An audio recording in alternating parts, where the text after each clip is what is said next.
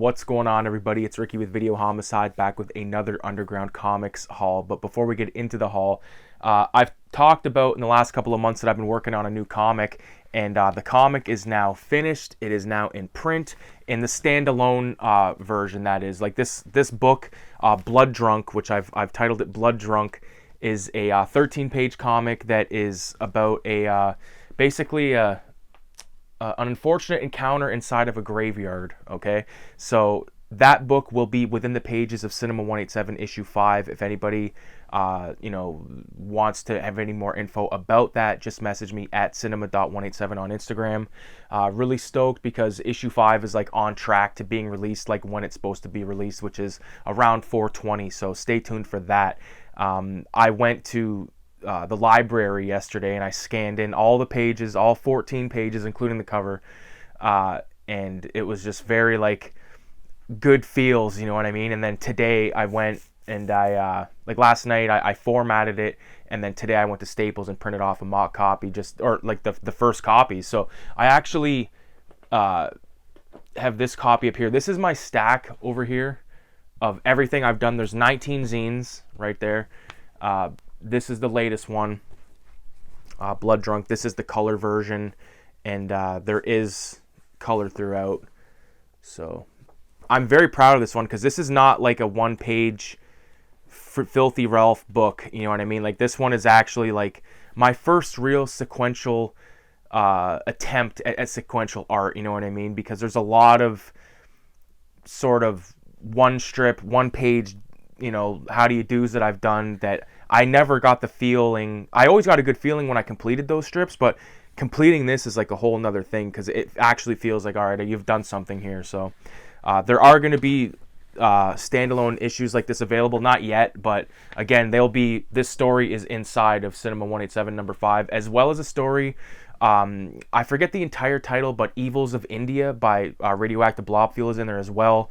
Right now I want to put out the call that if anybody wants to get down with issue 6 of CINEMA187, that's issue 666. It's all satanic horror films, cool depictions of the devil, shit like that, you know, make it fucking raunchy and crazy. But what I'm really after is people to submit comics. So if you want to do, like, it could be a 1-pager, it could be a 2-pager, it could be like, you know, as high as a 10-pager, because I've talked about this in the past, like with CINEMA187, it's grown from just sort of like this super fanny, just kind of, you know, art on movies to like this thing that, you know, I've said in the streams, I want it to be like a cross between heavy metal and Mad Magazine, and I think that issue 6 is going to demonstrate some really cool different artistic approaches at comics and stuff, because I've already got 3 people that are down on it, and I'm going to reach out to some other folks and stuff, because I can't pay anybody to do it, and I know that it's like painstakingly, but I'm going to put the word out and see what happens. I always get surprised, right? Like issue fucking 5 had 24 contributors, and I remember thinking, okay, like it sat around like 10 for like a while, and then all of a sudden people were just like, boom, how can I submit? How can I submit? And I was like, holy fuck, send it on over, buddy. You know, so if you want to submit anything to issue 6, the submissions are essentially open right now. Deadline's probably going to be around September, because that's going to give me proper amount of time to really get the comic that I want to do. Like this one's set in a Japanese like Edo era or whatever the fuck, you know what I mean, like back in samurai times. And this next one with the satanic horror one, I'm thinking I'm gonna probably do a Western style story, like a story set in like something to do with like the devil in like a Western setting, guns, because I really want to draw some revolvers and stuff, you know. Really looking forward to that. And like I said, like I'm basically, all I have to do is format the like Blood Drunk with Evils of India, and then all the articles and the remaining couple pieces of art. Once those are all formatted, boom, it's ready to be printed, you know. And I've already got the stickers ready for print as well. So when I go to submit the stuff to the print shop, I'm going to submit the sticker stuff as well, because everyone that submitted is going to be getting the Garbage Pail Kids cards that I made. I can actually show a few of these. Why not? So the 2 stars of this comic actually are the Purple Demon right here, Purple Demon and Filthy Ralph. So these are going to be legit stickers. I'm not putting anything on the backs, obviously, but they're going to be pretty fucking cool, man.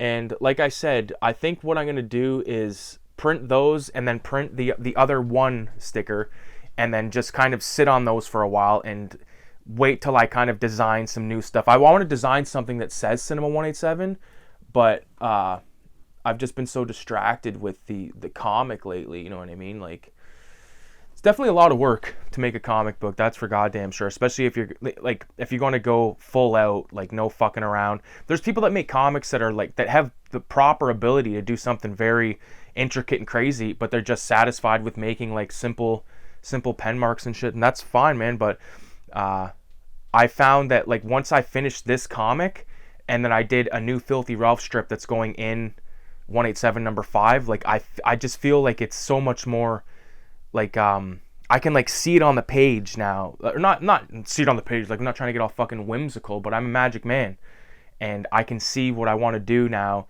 in terms of environment around my characters and shit. So we're definitely gonna talk about that more. Hopefully I'll get a proper stream in next weekend. I did stream with my buddy last night. I privated those streams because I sort of think that they weren't like up to par. So, and I think I said I was really baked last night and I didn't say anything crazy, but I just was like, you know what, man, I don't know about this one, and I took those down. Shout out to, no disrespect to Gene Paul's Peter, because I love the fucking guy, but I really want to not clog up the channel with too much just like chaos, you know. I'm kind of going for something here, but anyways, let's get into the haul. So I'm going to save the 2 true proper undergrounds for the last, but I will show the rest of this stuff right now. This right here was an anime that I actually watched recently, and I found issue 1 for $2, and this is Bow. Which, like, again, I wasn't too crazy on the way the guy looked, and I thought that this comic was going to be a little bit more intense. And, like, don't get me wrong, it looks fantastic and stuff, but there's not a lot of, you know, that anime was very brutal. And, you know, I'm sure someone else would get more enjoyment out of this than me, but for $2, I wanted to at least check it out. This is something really cool. I'm always looking out for shit like this, like people that kind of do this like very cartooning, and I found J.R. Williams crap. So I ended up picking up issue 1, issue 2, see where this is going, issue 3, 4, and then I believe 7.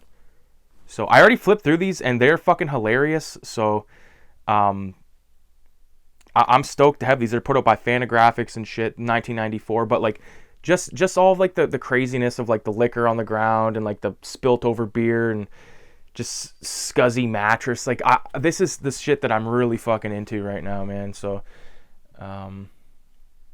this is really cool, man. I never really see too much of this guy's stuff out in the wild, but this is Stray Toasters book 1 by Bill Sienkiewicz, whatever the fuck, however you say that guy's name. Really interesting art. He did Electra Assassin with Frank Miller. This is never going to do any of this justice, but just trust me, man, this stuff is heavy duty. I took a gamble on an issue of Heavy Metal. Kind of disappointed, although I do get this amazing Richard Corbin cover, Heavy Metal Havoc, it says. This is it's December 18 from 95. So back when it was $5.50 Canadian. Could you imagine? Like, Mad Magazine is $17 Canadian. I seen it at the fucking Walmart the other day. I was like, that is raunchy. There are stories in here. The ones that I thought were really good was so the Dome Battle Richard Corbin story is 2 pages, all right? But the guy that's before Corbin, his stuff is fucking awesome, man. If I can find it. And there's like obviously some good black and white shit happening in there.